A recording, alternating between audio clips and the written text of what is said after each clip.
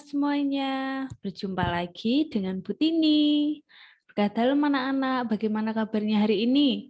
Semoga anak-anak semua walaupun di rumah saja, tapi tetap sehat ya. Baik anak-anak, hari ini kita akan melanjutkan pembelajaran kita yang kemarin. Ayo, masih ingat nggak kemarin kita sudah belajar tentang materi apa saja di pembelajaran 1? Ya, di pembelajaran 1 kemarin kita sudah belajar yang pertama mengenai ciri-ciri makhluk hidup. Ya, kemarin ada 6. Lalu yang kedua kita sudah belajar mengenai pola irama, yaitu pola irama 2/4. Lalu yang ketiga kita sudah belajar membaca bilangan ribuan. Nah, hari ini kita akan melanjutkan pembelajaran yang kedua ya. Masih di tema 1, pertumbuhan dan perkembangan makhluk hidup, subtema 1, ciri-ciri makhluk hidup, pembelajaran 2. Nah, anak-anak, sebelum kita membahas materi hari ini, kita akan berdoa terlebih dahulu. Ya, anak-anak silahkan ambil sikap yang baik untuk berdoa. Kita akan membaca doa yang ada di layar bersama-sama ya. Bu Tini akan memimpin. Marilah kita berdoa dalam nama Bapa dan Putra dan Roh Kudus. Amin. Allah Bapa di surga, kami berterima kasih atas waktu yang boleh kami terima ini. Terlebih kami bersyukur atas kesempatan belajar yang Kau berikan. Kami mohon kepadamu ya Tuhan, supaya Engkau menerangi akal budi kami, agar dapat menerima pelajaran dengan baik. Berilah kami kekuatan agar dapat memahami pelajaran yang akan kami pelajari ini. Berilah pula kami semangat belajar yang tinggi, supaya kami dapat belajar dengan rajin, tekun, dan teratur. Ya Tuhan, bantulah dan dampingilah kami dalam belajar ini. Amin. Dalam nama Bapa dan Putra dan Roh Kudus. Amin. Baik, terima kasih anak-anak. Kita sudah berdoa bersama. Nah, selanjutnya kita akan melihat materi apa saja ya yang akan kita pelajari di pembelajaran 2 hari ini. Ada 3 anak-anak. Yang pertama yaitu kombinasi gerak, berjalan, dan berlari. Lalu yang kedua kita akan membahas dan memperdalam materi ciri-ciri tentang ciri-ciri makhluk hidup. Lalu yang ketiga kita akan belajar makna lambang sila Pancasila, yaitu sila pertama Pancasila. Nah, anak-anak, kita langsung saja ke materi kita yang pertama, yaitu kombinasi gerak, berjalan, dan juga berlari. Nah, ini pasti anak-anak sudah sering mempraktikkan ya, gerak berjalan dan juga berlari. Nah, kita akan lihat kalau kedua gerak ini dikombinasikan, bagaimana cara melakukannya. Nah, anak-anak, kombinasi gerak, berjalan, dan berlari ini dilakukan dengan berpindah tempat ya. Pasti kalau kita berjalan atau berlari, itu pasti kita berpindah tempat. Nah, sekarang kita akan bahas dari yang gerak berjalan terlebih dahulu. Nah, jadi langkah yang harus dilakukan ketika mempraktikkan gerak berjalan itu yang pertama yaitu posisi badannya tegak. Ya, seperti di animasi atasnya ini, badannya tegak. Lalu yang kedua kakinya melangkah bergantian. Lalu yang ketiga posisi tangan. Ya, jadi kedua tangan diayunkan bersilang dengan kaki. Nah, ini seperti animasi yang ada di atasnya. Ini contoh mempraktikkan gerak berjalan. Nah, selanjutnya untuk melakukan gerak berlari, langkah yang harus dilakukan yang pertama yaitu posisi badannya condong ke depan. Ya, condong ke depan. Lalu, langkah yang kedua saat langkah, kaki diangkat lebih tinggi. Dilangkahkan secara bergantian dengan posisi ditekuk. Lalu langkah yang selanjutnya, kedua tangan ditekuk dan diayunkan bersilang dengan kaki. Jadi anak-anak, langkah untuk melakukan kombinasi gerak berjalan dan juga berlari. Nah, selanjutnya kita akan membahas kembali mengenai ciri-ciri makhluk hidup. Ya, masih ingat ya kemarin ciri-ciri makhluk hidup yang pertama yaitu bergerak. Lalu ciri-ciri yang kedua peka terhadap rangsang. Nah, kita akan bahas lebih mendalam satu-satu dari yang makhluk hidup bergerak terlebih dahulu. Jadi makhluk hidup itu bergerak dengan berbagai cara, anak-anak. Nah, manusia dan hewan ini dapat bergerak dengan berpindah tempat karena memiliki alat gerak. Ya, jadi manusia dan hewan itu memiliki yang namanya alat gerak. Sedangkan tumbuhan bergerak dengan tidak berpindah tempat. Ya, ini perlu diingat-ingat ya anak-anak. Kalau manusia dan hewan itu bisa berpindah tempat, tapi kalau tumbuhan itu tidak bisa berpindah tempat. Tumbuhan bergerak karena adanya rangsangan.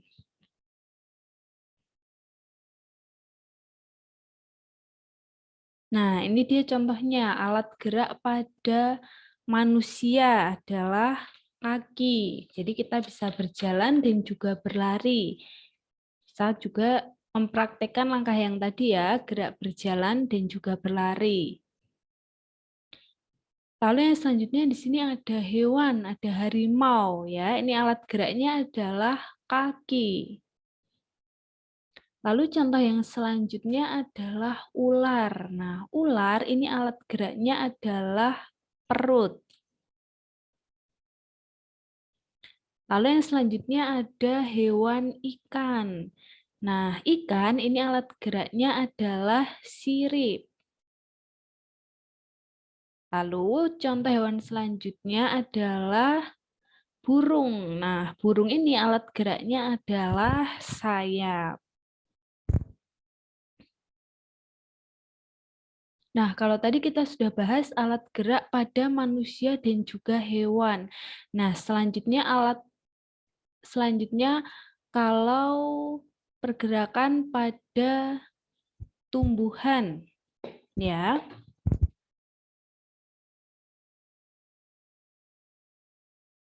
Ini yang coklat-coklat ini adalah gambar akar.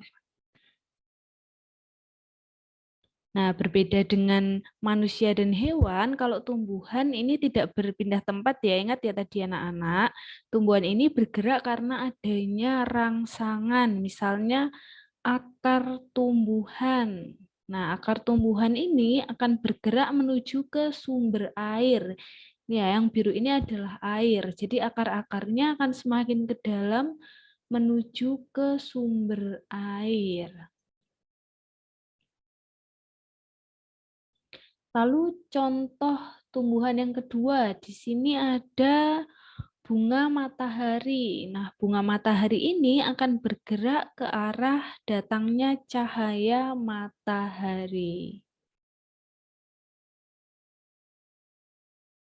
Nah, selanjutnya anak-anak kita akan membahas ciri-ciri makhluk hidup yang kedua, yaitu makhluk hidup peka terhadap rangsangan.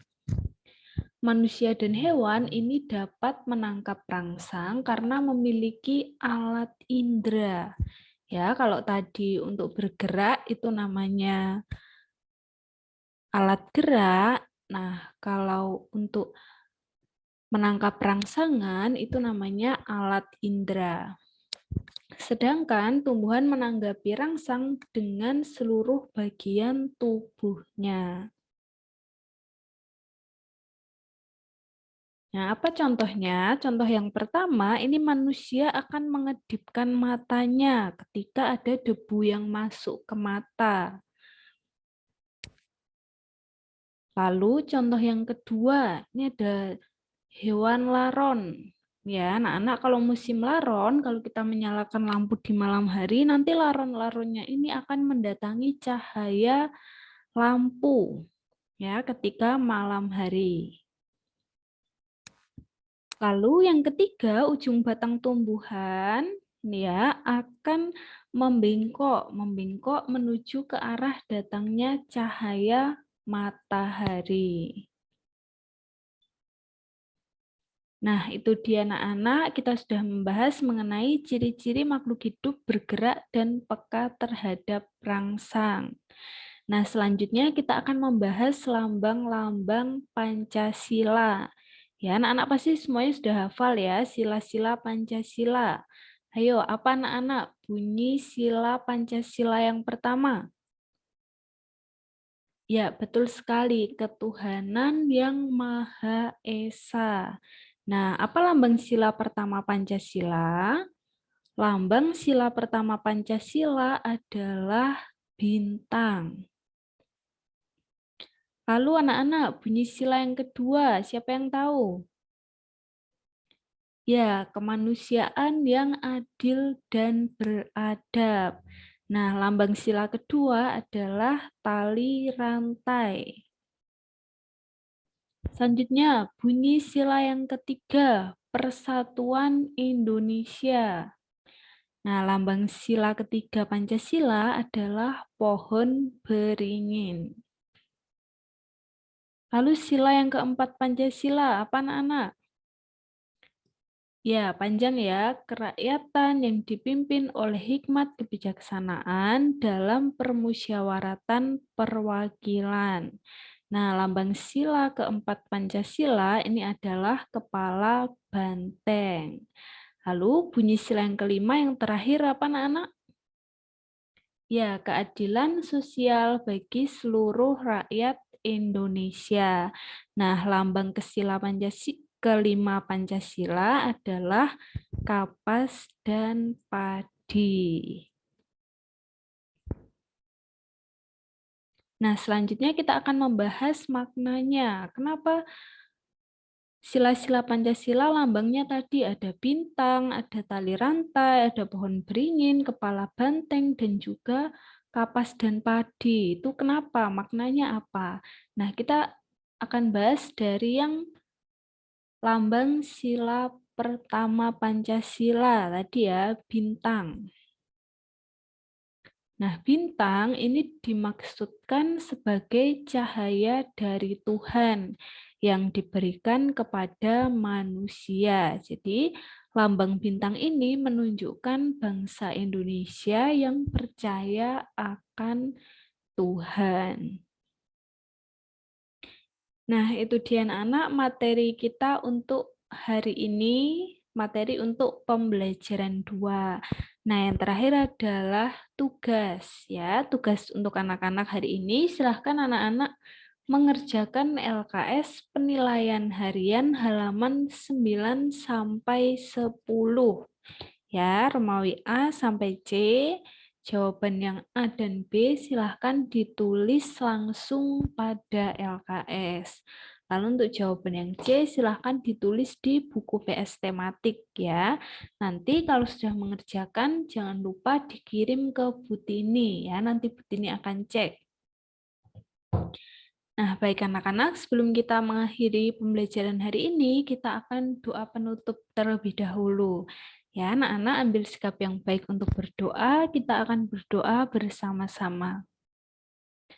Marilah kita berdoa dalam nama Bapa dan Putra dan Roh Kudus. Amin. Allah, Bapa di surga, kami bersyukur kepadamu atas berkat dan penyertaan-Mu selama kami belajar tadi. Semoga apa yang baru saja kami pelajari berguna bagi hidup kami dan berguna juga bagi sesama. Ajarlah kami untuk tidak menjadi sombong atau congkak karena hasil belajar ini. Kami mohon ampun atas segala kelalaian selama belajar tadi. Semoga kesulitan dan kegagalan dalam belajar tadi tidak membuat kami mudah putus asa. Semuanya ini kami serahkan kepadamu dan perantaraan Kristus Tuhan kami. Amin. Dalam nama Bapa dan Putra dan Roh Kudus. Amin. Baik, terima kasih anak-anak yang sudah mengikuti pembelajaran hari ini, sudah menonton videonya dari awal sampai selesai. Jangan lupa nanti tugasnya dikerjakan dan jangan lupa dikirim ke Butini ya. Tetap jaga kesehatan di rumah dan sampai jumpa di pembelajaran selanjutnya.